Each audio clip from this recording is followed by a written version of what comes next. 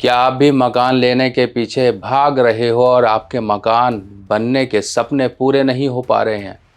क्या कारण होते हैं?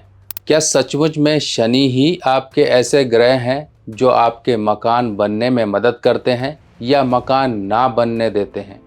तो आज मैं आपको बताने वाला हूँ शनि के ऐसे प्रभाव जो कि मकान बनने में आपकी मदद करते हैं या फिर किसी प्रकार की रुकावट या अड़चने पैदा कर देते हैं। और सबसे ज़रूरी बात, अगर आप मकान लेने के लिए पूरी तरह से सजग और तैयार हो चुके हैं तो मकान लेने से पहले इन बातों पर ध्यान रखें जो कि मकान की दिशाओं से जुड़ी हुई है।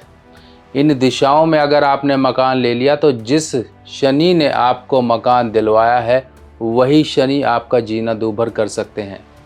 तो आज मैं आपको पूरी चर्चा विस्तार रूप से समझाने वाला हूँ।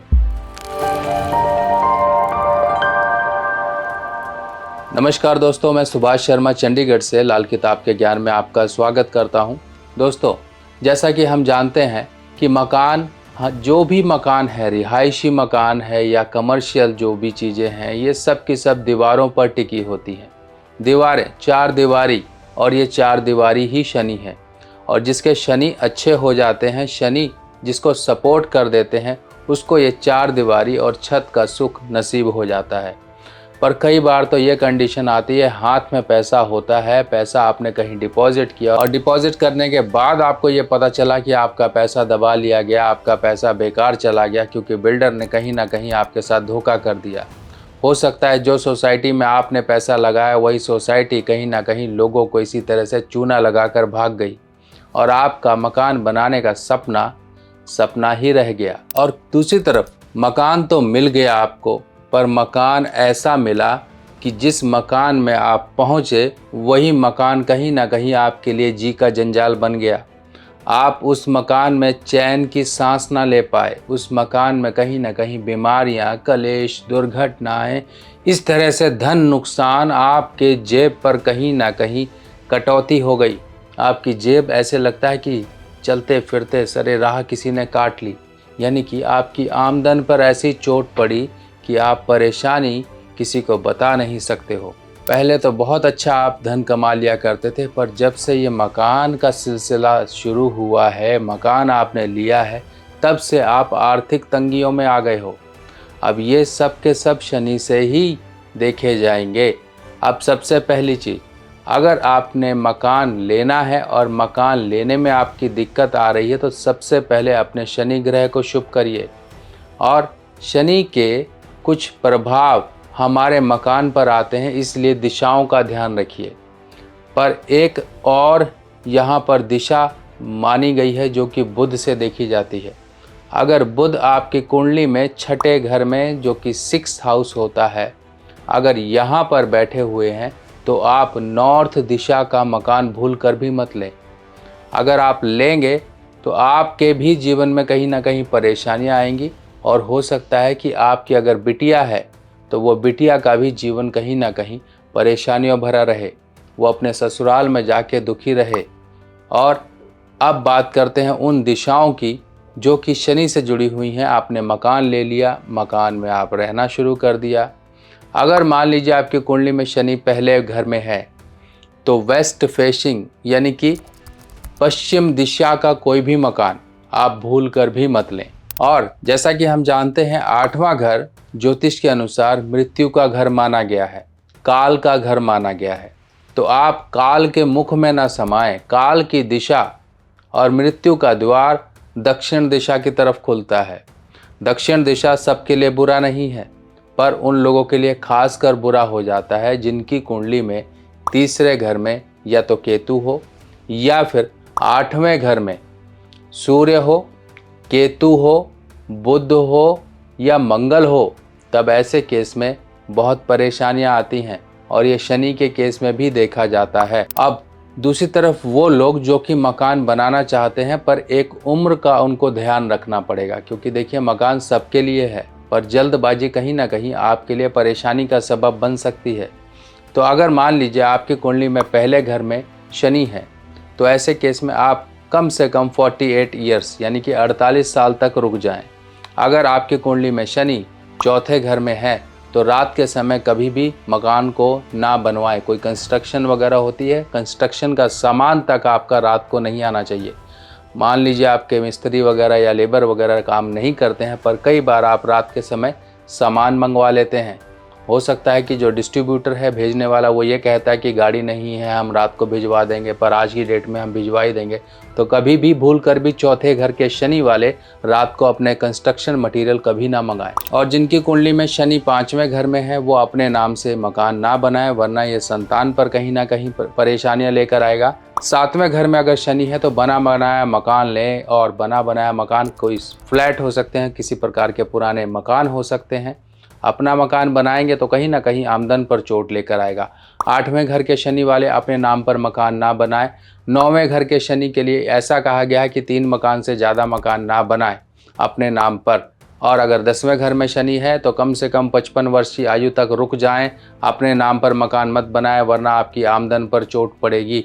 11वें घर के शनि के लिए भी यही कहा गया है। 50 से 55 वर्ष का एक ऐसा समय है, इसको क्रॉस हो जाने दीजिए, उसके बाद अपने नाम पे लीजिए। अगर अपने नाम पे नहीं ले सकते हो तो बहुत बढ़िया, किसी घर के मेंबर के नाम पे ले लीजिए। और अगर 12वें घर में शनि है तो मकान के लिए अगर आपने सोच लिया कि लेना है तो लेने की सोच के साथ साथ आपको आगे भी बढ़ना पड़ेगा। ये नहीं कि सिर्फ सोच लो, इंक्वायरी करो, बस बैठ जाओ, नहीं। क्योंकि 12वें घर के शनि के लिए सांप कहा गया है शनि को। सांप जो कि अपना बिल खुद नहीं बनाता, दूसरों के बिल में जाके वहाँ पर कब्जा कर लेता है। अगर शनि को शुभ रखना है तो दिमाग में आए ख्याल को ज़मीन जायदाद या घर के उसे पूरा भी करिए। एक बार 1 कदम आगे बढ़ाओगे, शनि आपको 4 कदम आगे बढ़ाएंगे और आपके उस मकान बनने के सपने को भी पूरा कर देंगे। अब वो लोग जो मकान बनाने के लिए परेशान हैं, मकान बन नहीं रहा है, या मकान को लेके कहीं ना कहीं ऐसी दिक्कतें आती हैं कि जब भी कोई काम करने चलते हैं तो मकान बनाने या मकान लेने में अड़चनें आती हैं, तो ये अड़चनों को दूर करने के लिए शनि को शुभ करना बहुत ज़रूरी है। शनि को शुभ करेंगे तभी आपके जीवन में कहीं ना कहीं आपको मकान बनने के सुख प्राप्त होंगे।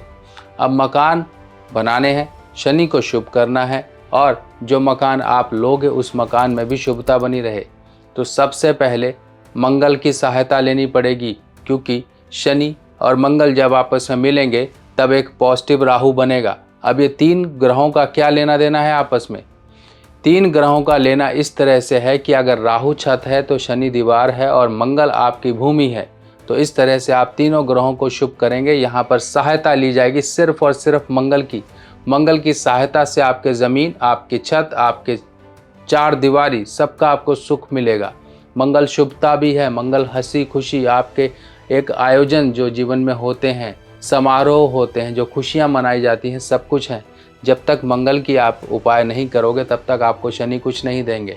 इसीलिए मंगल की सहायता यानी कि हनुमान जी की पूजा, हनुमान जी को भोग लगाते रहिए। हनुमान चालीसा या सुंदरकांड या रामचरितमानस की चौपाइयाँ, या फिर हनुमान जी के मंदिर में जाकर आप हनुमान चालीसा ही कम से कम पढ़ते रहिए और मीठे का भोग लगाते रहिए। तो देखिए इससे मंगल आपके शुभ होंगे।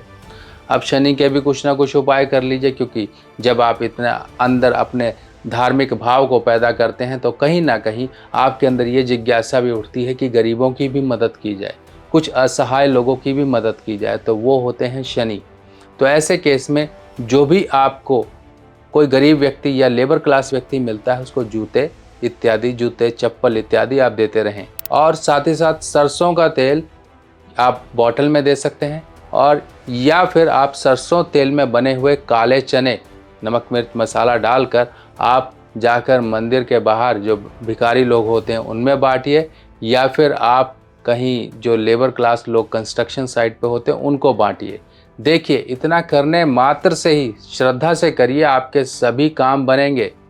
एक बार करके तो देखिए, चलना तो शुरू करिए। रास्ता बनाने वाले तो वो हैं, और अपने आप रास्ते आपके बनते जाएंगे। अगर आप अपने आप से लाल किताब के उपाय करना चाहते हो तो आ गई है मेरे द्वारा लिखी हुई नई लाल किताब, जो कि बिल्कुल सिंपल साधारण भाषा में है। और ये लाल किताब बिल्कुल सरल भाषा में आप लोगों के लिए मैंने लिखी है, ताकि आप लोग इसे पढ़कर अपने उपाय खुद कर सकें। और जो ग्रहों की स्थिति है, ग्रह क्या असर जीवन में लेकर आते हैं, उनके बुरे असर को कैसे दूर किया जाए, ये किताबें अब आपकी मदद करेंगी। ये पहला भाग है। ऐसे 5 भाग कुल मिलाकर आएंगे, जिसमें ये पहला भाग बेसिक होगा, यानी कि पार्ट 1, पार्ट 2, पार्ट 3, पार्ट 4, ऐसे पार्ट 5 तक। आपको पूरी की पूरी संपूर्ण लाल किताब की जानकारी इन भागों में मिल जाएगी। ये किताब हिंदी में होगी और सरल भाषा में होगी। देखिए इस तरह से इस किताब में संपूर्ण जानकारी, उपाय इत्यादि, योग, सब चीज़ें इस किताब में दी गई हैं।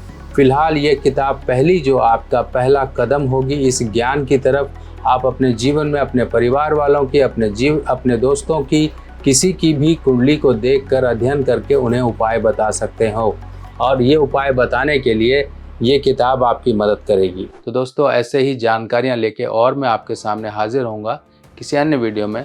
पर जाने से पहले जय श्री राम का नारा लगा दीजिएगा, क्योंकि हनुमान जी उसी पर प्रसन्न होते हैं जो जय श्री राम का नारा लगाता है, जय श्री राम को अपने दिल में बसा के रखता है। ऐसे ही और जानकारियों को लेकर मैं आपके सामने फिर हाजिर होऊंगा। तब तक के लिए जय श्री राम।